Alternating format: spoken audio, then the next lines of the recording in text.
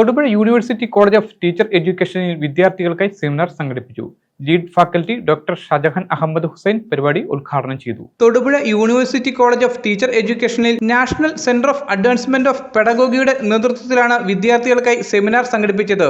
College principal doctor സ്റ്റീഫന്റെ അധ്യക്ഷതയിൽ നടന്ന യോഗം India government councillor lead faculty doctor Shajahan Ahmed Hussain ഉദ്ഘാടനം ചെയ്ത് വിദ്യാർത്ഥികളുമായി സംവദിച്ചു.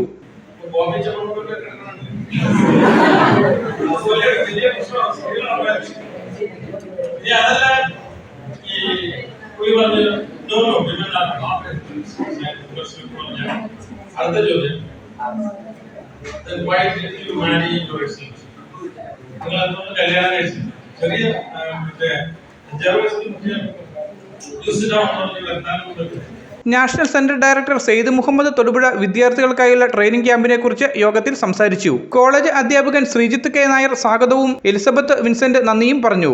Media today news Thodupuzha. നാട് മുഴുവൻ ഡിജിറ്റൽ, നാട്ടാരെല്ലാം ഹൗസിംഗിലാണ്. എന്നാ സ്പീഡാ കേരള മിഷൻ, എല്ലാവർക്കും ഇന്റർനെറ്റ്, എല്ലായിടത്തും നെറ്റ്. കേരള വിഷൻ നവകേരള പ്ലാൻ വെറും 199 രൂപയ്ക്ക്.